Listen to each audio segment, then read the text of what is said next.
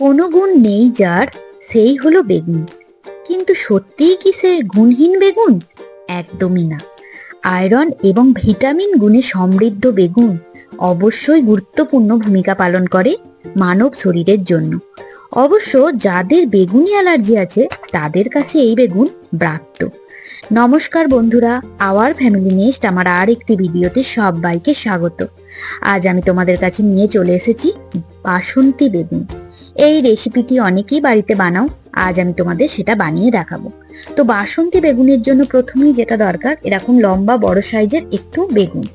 এই বেগুনগুলো একটু লম্বা সাইজের নিতে হবে বাসন্তী বেগুন করার জন্য, এবং বেগুনগুলো ভালো করে প্রথমেই ধুয়ে পরিষ্কার করে নিতে হবে। তারপরে মাঝ বরাবর এইভাবে কেটে নেব।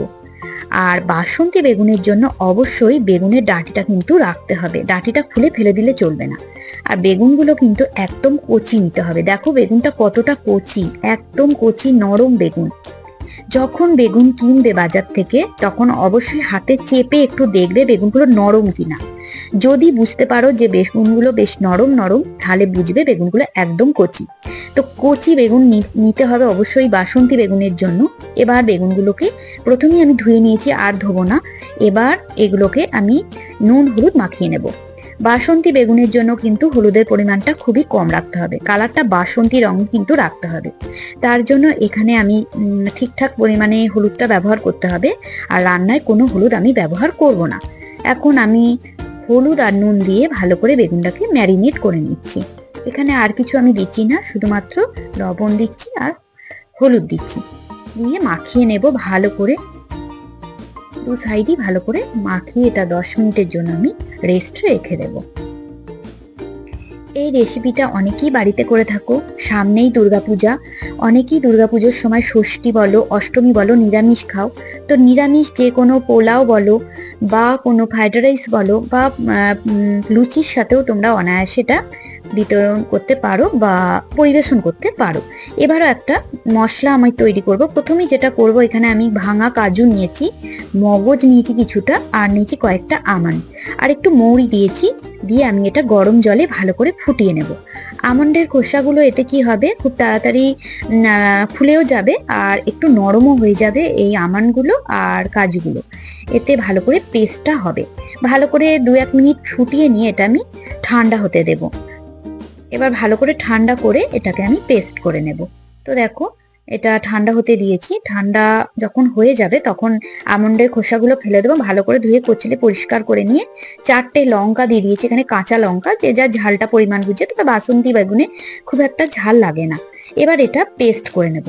এবার এখানে তোমরা ইচ্ছা হলে সর্ষে পোস্ত একসঙ্গে দিয়ে বাটতে পারো, তো ওটা আমি আলাদা করেই বেটেছি। এবার পেস্টটা আমি খুব মিহি করে করে নিয়েছি। মিহি করে পেস্টটা করে নিয়ে একটা বোলের মধ্যে এটা ট্রান্সফার করে নিচ্ছি।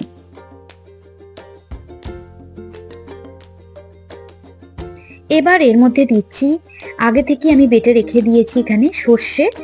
এখানে কালো সর্ষে এবং সাদা সর্ষেকে আমি হালকা একটু হলুদ দিয়ে সর্ষের তেল আর লবণ কাঁচা লঙ্কা সবকিছু দিয়ে বেটে রেখে দিয়েছিলাম। তার থেকেই 1.5 চামচের মতো দিলাম।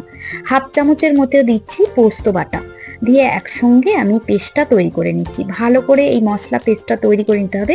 এটাই কিন্তু বাসন্তী বেগুনের জন্য প্রয়োজন। আর এইখানে পেস্টটা কিন্তু সামান্য, যখন সর্ষেটা বাটবে অবশ্যই একটু হলুদ দিও, কারণ আর আমি কোনো সর্ষে এখানে হলুদ এখানে ব্যবহার করব না। তার জন্য হলুদটা একটু বুঝে শুনিয়ে ব্যবহার করতে হবে। এবার গ্যাসের ওপর ফ্রাইং প্যান বসিয়ে নিয়েছি। এবার সাদা তেলে আমি রান্নাটা করব, তার জন্য সাদা তেল ভালো করে গরম করে নিয়েছি। এবার বেগুনগুলো ফ্রাই করে নিতে হবে। খুব সাবধানে বেগুনগুলো দিয়ে দেব ফ্রাইং প্যানের মধ্যে।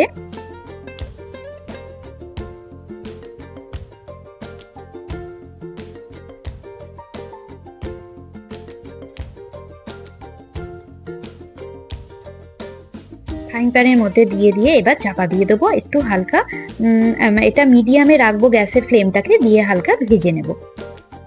হালকা একটু নরম করে ভেজে নিতে হবে বেগুনগুলো। তো বন্ধুরা, তোমাদের যদি আমার এই রেসিপিটি ভালো লেগে থাকে, আমার চ্যানেলটিকে, আমার এই রেসিপিটির ভিডিওটিকে, তাহলে অবশ্যই তোমরা লাইক করো এবং কমেন্ট করে জানিও আমার আজকের এই রেসিপিটি তোমাদের কেমন লাগলো। আর আমার চ্যানেলে যেসব নতুন বন্ধুরা দেখছো তাদেরকে বলবো আমার চ্যানেলটিকে অবশ্যই সাবস্ক্রাইব করে নেবে। আর আমার পাশে যে বেল আইডিটি আছে অবশ্যই প্রেস করে দিও, তাহলে সবার আগে রান্নার নোটিফিকেশনগুলো তোমাদের কাছে পৌঁছে যাবে। আর পুরনো বন্ধুরা যারা আমার চ্যানেল এই ভিডিওগুলো প্রতিদিন দেখো এবং সুন্দর সুন্দর কমেন্ট করো, তাদের আমি জানাচ্ছি খুব অনেক অনেক ধন্যবাদ এত সুন্দর কমেন্ট করার জন্য আর আমার পাশে থাকার জন্য। এইভাবেই তোমরা আমার পাশে থেকো, তাহলে আমি অনেক দূর এগিয়ে যেতে পারবো। আর অবশ্যই আমিও তোমাদের সবসময় পাশে থাকার চেষ্টা করব। এবার বেগুনগুলো ভেজে আমি তুলে নিয়েছি। এখন ওই প্যানের মধ্যে আরো একটু সাদা তেল আমি দিয়ে দিলাম, দুটো শুকনো লঙ্কা ফাটিয়ে দিয়ে দিচ্ছি, আর দিচ্ছি একটুখানি কালো জিরে। ভালো করে হাতে ঘষে এটা দিয়ে দিতে হবে, তাহলে কি হবে, কালো জিরে থেকে সুন্দর একটা মিষ্টি গন্ধ আসবে। এবার দিয়ে দিলাম, খুব বেশি দিতে হবে না, হাফ চামচের মতো কালো জিরে দিলেই চলবে।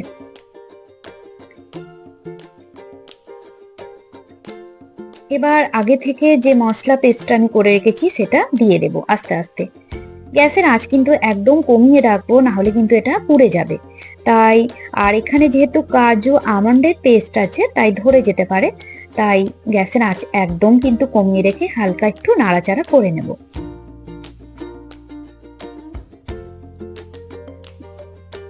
পুজোর সময় অনেকেই একটু অন্য ধরনের একটু ভালো খাবার করতে অনেকেই পছন্দ করে। একটু এরকম ডিশ তোমরা বাড়িতে অনায়াসই করে নিতে পারো, অনেক সহজে হয়ে যায়, খুব তাড়াতাড়ি হয়ে যায় এই রান্নাটা, এবং খেতেও কিন্তু খুব ভালো লাগে।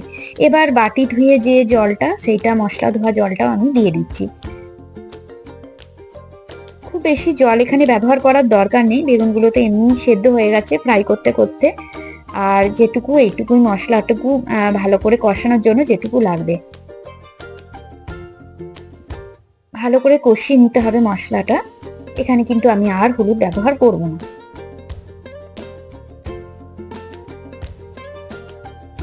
মশলাটা ফুটে উঠেছে, এবার দিয়ে দিচ্ছি ওপর থেকে লবণ। স্বাদ মতো লবণ দিয়ে দিতে হবে, একটু মিষ্টি দিতে হবে, কারণ এই রান্নাটা একটু মিষ্টি মিষ্টি খেতে লাগে, তাই একটু মিষ্টি দিয়ে দেব। তোমরা ইচ্ছা হলে এখানে একটু 1 চামচ কি 2 চামচের মতো টক দই ব্যবহার করতে পারো, তো আমার কাছে যেহেতু টক দইটা ছিল না তাই আমি এটা ব্যবহার করতে পারিনি, দিলে কিন্তু খুব ভালো টেস্ট হয়। এবার আমি একটু যে বেগুনগুলো ভেজে রেখেছিলাম সেটা আস্তে আস্তে দিয়ে দিচ্ছি। সাবধানে দিয়ে দিতে হবে, নাহলে বেগুনগুলো কিন্তু ভেঙে যেতে পারে।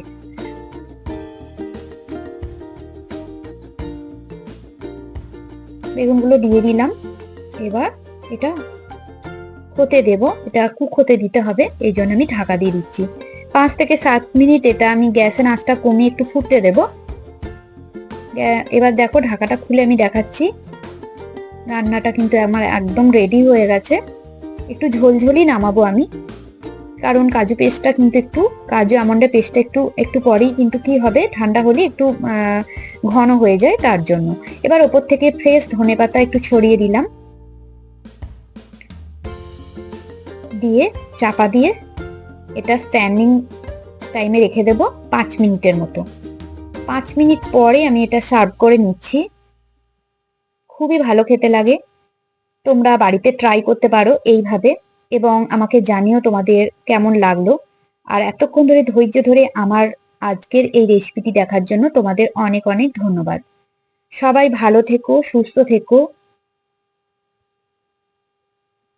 দেখা হচ্ছে অন্য একটা ভিডিও।